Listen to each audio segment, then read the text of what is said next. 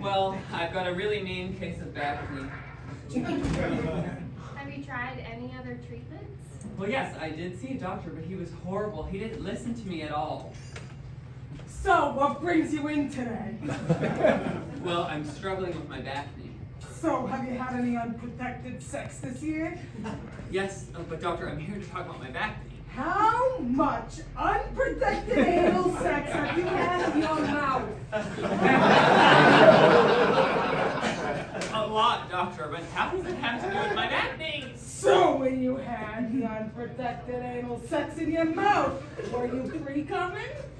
Doctor, I don't understand. So actually, you have to go to a dermatologist. I can't treat you, but I will write you a referral. And then I had to wait another 3 months for the dermatologist, and then when I finally got there, he said, How much unprotected anal sex have you had? what? I'm sorry, I don't treat acne. I'm going to have to refer you to an acne specialist, but don't worry, I will write the referral.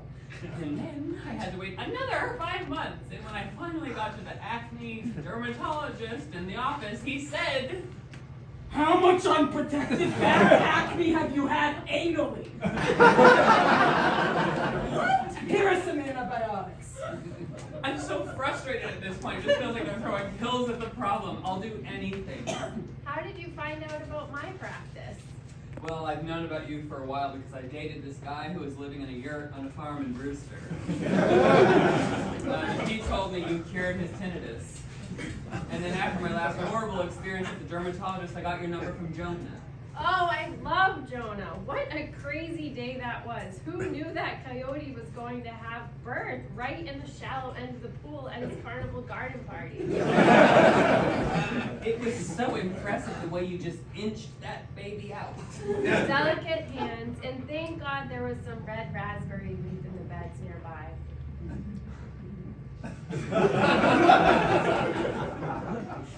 So, Floaty, why don't we take a look at what you're talking about? All right, if you vomit, I won't judge you. Huh? Well, I mean, it's disgusting. My back knee is disgusting. Let's explore that. You said your back was disgusting. What is the message that you're hearing?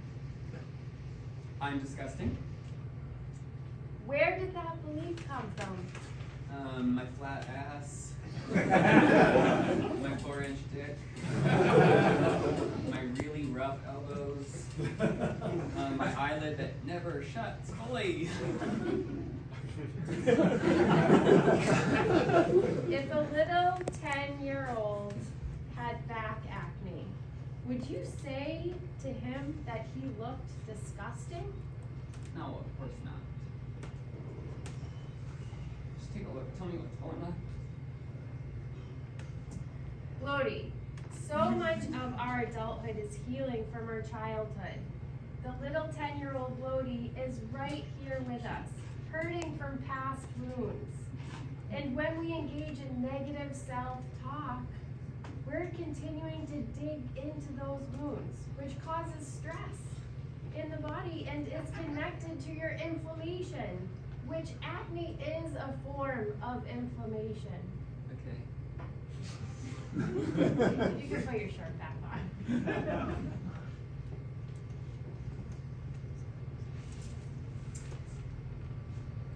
So, Lodi, why do you want to change this so badly? Well, my best friend is having his wedding at the Provincetown Inn at the pool. And I really don't want to look gross in my Speedo. I'm the best man after all. If I look disgusting and I'm a distraction from the princess, she's gonna kill me. Sorry, I know I'm not supposed to say I'm gross or anything. I'm not supposed to talk badly about it, but you can't deny that I look a little like an 11th century leper. Like a 12th century leper at the A house during the monkeypox outbreak. Well, I'm so thin, I sort of look always like a leper, but maybe like a Michelangelo leper. That's nice, right? Okay, I can't look at you in the eyes anymore. Well, Lodi, this is really valuable information. This is exactly what we need to examine to get to the root of these symptoms. Bloaty, it's rarely about the symptoms. We need to go deeper. Can we go deeper? Do you know how many guys have asked me that? Sorry. No need for sorry. Alright, so how are we going to do this? Am I going to go on a bunch of tinctures? Am I going to be put on a special diet? Am I going to take capsules? There are many ways to heal bloaty, and I think we can begin by visiting some of my friends. Let's take a walk. Take off your shoes. Oh, I'd rather keep them on. I have very sensitive corns. I'm super freaked out about stepping on a slug. I had a horrible experience when I was 10. I was camping with my dad, my uncles, and all my boy cousins. And I was going to the bathroom, and I was about to do this performance of the Little Mermaid when she gets married. Of course, I was a Little Mermaid, and then I stepped on a slug, and then as I stepped on the slug, I saw the shame in my father's face, and the two combinations have really oozed in my toes, the toes of my brain, and I was don't like to be barefoot.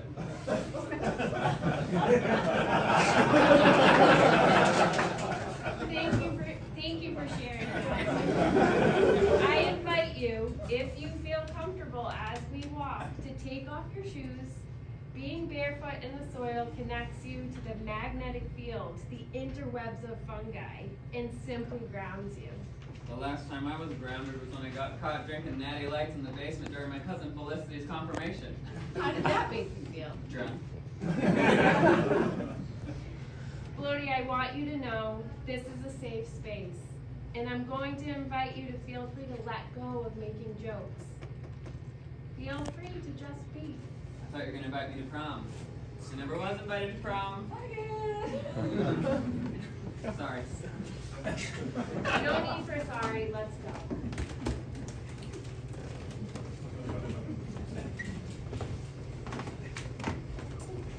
Take a couple breaths. Open yourself to this experience as we walk.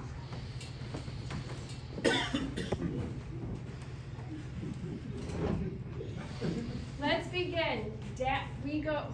Let's begin. Down we go towards the unappreciated and abused vein of town, Shane Painter.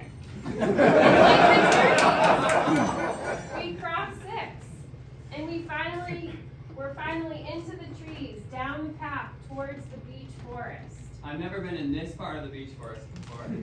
Not many have. Follow me into the hidden part of the woods that anyone can access if they look hard enough, to the heart of the forest, to Soul Farm.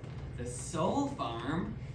The Soul is a cooperative-run farm and grooming house hidden away here in the center of Provincetown. Take a look around. Take a look around that bend. It's coming into view now. Oh, wow! Look at that roof job! It's gorgeous! Let's go around the back, and we can meet the chefs. They're preparing lunch as we speak. Liana, I need those sauteed olives now! Blake, pause. We agreed to toss out the condiments of anger and only put love and intention as the seasoning on every dish. Our energy goes into the food when we're cooking. There is truth in the phrase, never eat from an angry cook. Well, then no one could ever eat in Provincetown.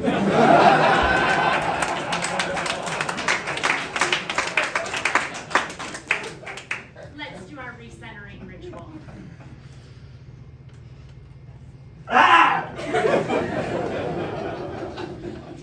And move forward. Thanks, Liana, for checking my anger. It was misdirected. After still holding on to resentment that I wasn't invited to Bilal's sweet potato underwear party. Thank you for sharing that. There is true power in our vulnerability. Hey friends, sorry to interrupt, but I wanted to introduce you to Bloaty. Hey, Bloaty. Hey, what are you cooking for? It's a pond pool party. For the rich dweebs of the Historical Finance Committee. Blake, pause. Remember, only the salt of love. Blake, we don't want our central nervous system overstimulated by anger. We need to support our vagus nerve in order to stay in parasympathetic state so that our digestion can absorb all of the nutrients. We're taking our time to prepare. Again. Let's do our recentering ritual.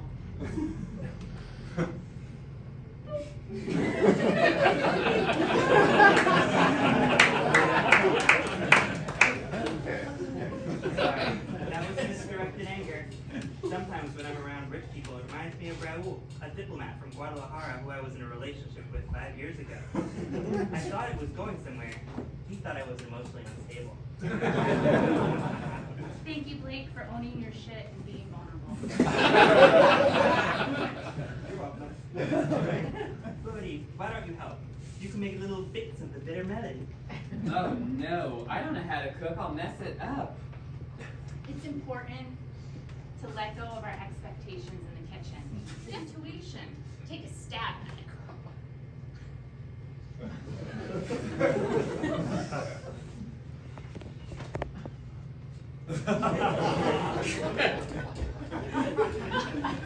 Oh, feel your connection to the ingredients. It will tell you what to do. I'm getting quite mixed messages. What to do with this? Just like my boyfriend Guantanamo, he will not let me know if he wants to meet my godmother on Labor Day. Blake, please pause. Let's do our recentering.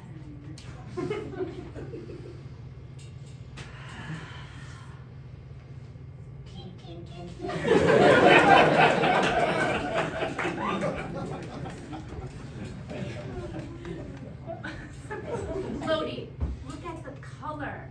Look at the freshness of the vegetables. Look at them. Are you looking? Yes.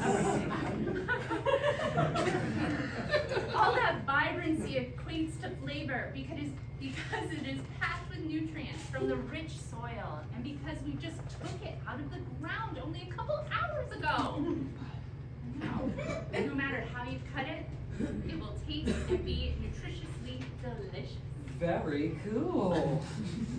Wow, great job, Lodi.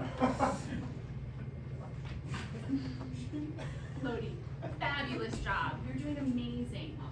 Fabulous job, Chloe. No, this isn't anything special. Chloe, of course it is. You told yourself you couldn't do something and you did. That is something. Amazing. Nicole, can you and Lodi go get us a burdock root? We need it for the mouse. Yeah, he's very hungry. Of course. This will be great. This will be great, Lodi. You'll be able to meet the farmers. Let's go. Bye. Bye.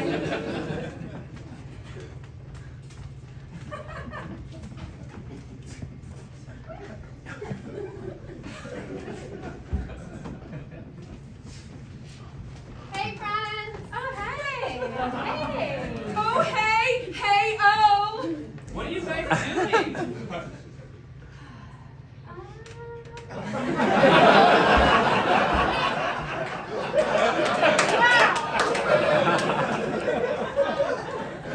When we finish in one field, we do a refreshing transition dance before moving on to the next. It's invigorating and clearing. An emotional palate cleanser, if you will. May I join you? Of course. The honor is ours. Please, my cherub. Set your feet free. When you bend, giggle, wiggle, time to shiggle. Shake your booty over the soil, new friend. Twerk amongst the microbes. No, I'm okay. I'm fine. Whatever you like, but we're about to put on Naughty Girl by Beyonce. The remix. The acapella remix. Oh, now that I can't deny.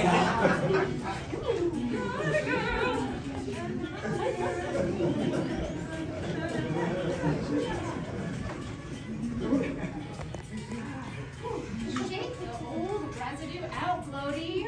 Get the gunk of your past out of your joints. Shake the eggs of childhood out of that ass. And feel the microbes from the soil rise up to build your biome, you naughty girl.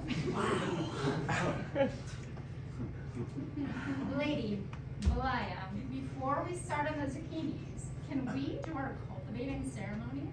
Yes, bless, yes. Of course, Bless. You go first. So, I cultivate my kindness.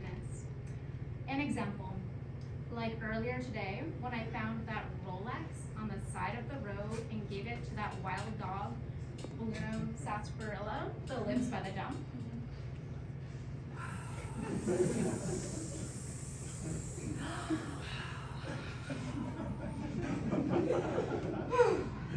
And I throw my jealousy into the compost. Yes. Yes, the inner child wants my sister's size 5 feet. But yes, my adult accepts my size 15. Wow. Yes. Thank you, bless. Thank you, Bless. I think it's your turn, Oh, Bless. your turn.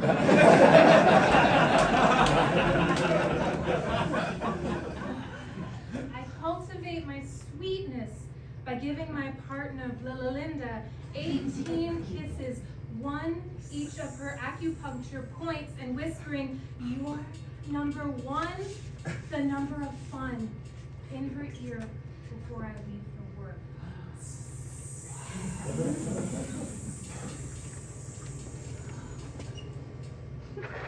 And I compost my rage for grouchy old Mrs. O'Neill by playing her favorite song, Cut to the Feeling, during Zumba, rather than punishing her by threatening the integrity of her fake hip during the squats in Jai-Ho.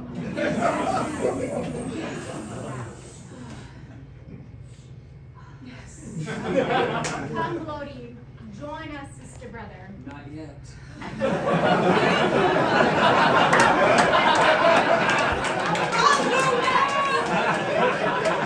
Always skipping my turn. To bless myself. I cultivate my empathy by this morning on the Cape Transit bus system by not judging the woman removing her toenails with her teeth, and instead offering her a Ziploc bag to keep them.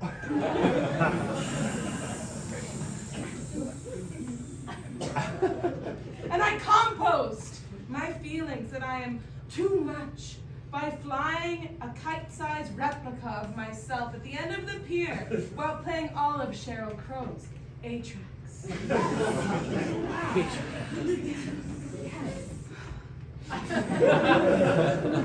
Sometimes we all feel like too much. None of us are too much. Hands in, ladies. We are not too much. On 3, 2, 1. We are not too much. Woo, come on, sister brother, please. Hand in. No fear, sister, brother, Bloaty. You are not too much. Come on! Too much. We are not too much! All right, we're off to the zucchinis. What did Chef send you out here for? Burdock. Oh, it's just on the way. Keep walking. You'll see a nice patch. Only take one if it feels abundant. Just take one. That's all you'll need. And make sure to leave a little root for it to regrow from. All right. Let's go, Bloaty.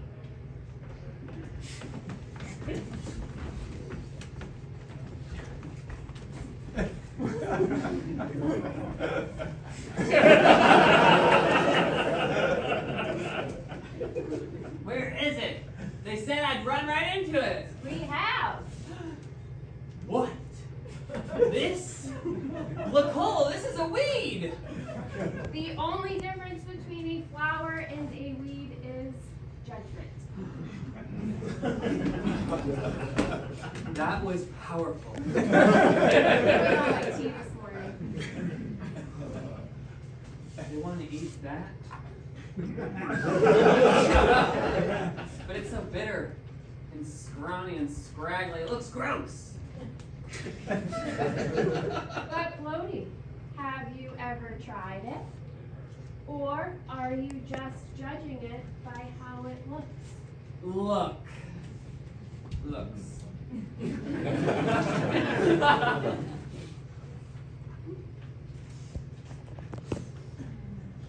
I'll leave you here for a moment.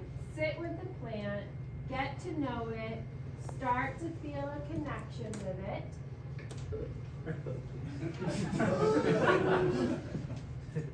Don't worry. Don't think too much. Just feel it.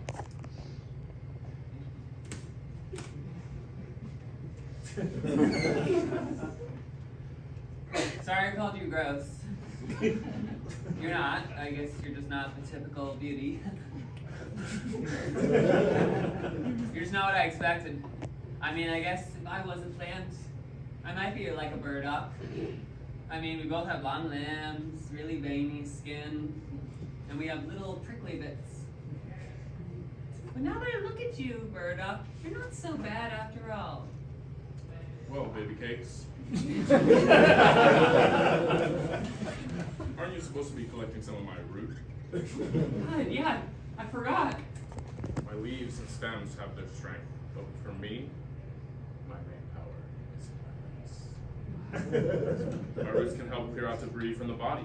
We can help you recover a liver needing some love.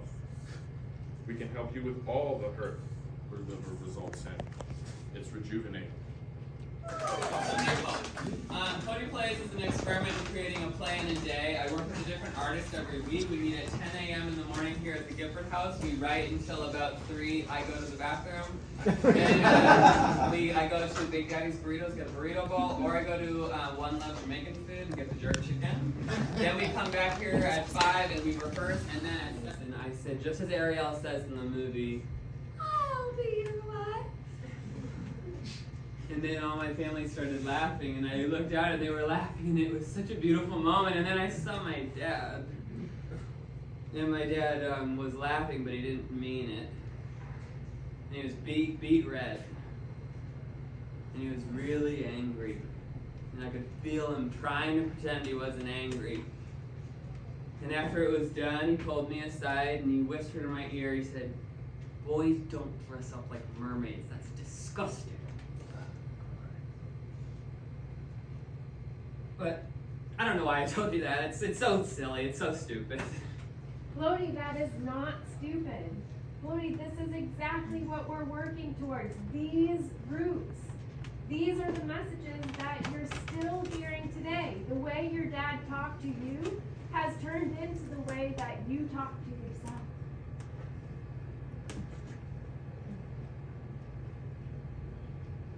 Floaty, you didn't get the love you wanted or deserved from your dad in that moment, but now you have the chance to be the dad you needed.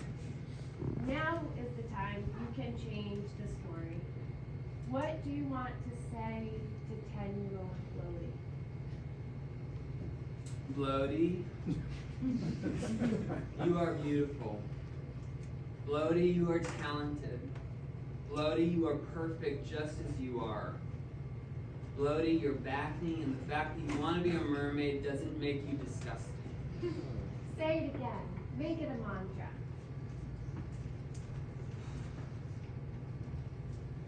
Floaty, you are beautiful.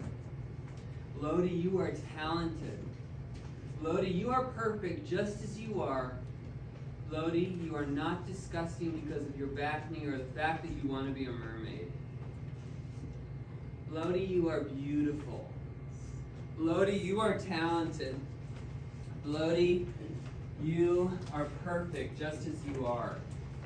Floaty, you are not disgusting because you want to dress up like a mermaid and you have back knee.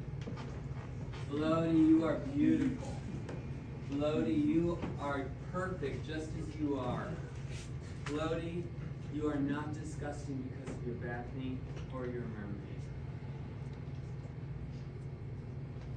There's a really beefy guy in the audience. A real muscly guy over there. Starting to feel a little little scrawny. Starting to feel a little. Get around, see my back. No.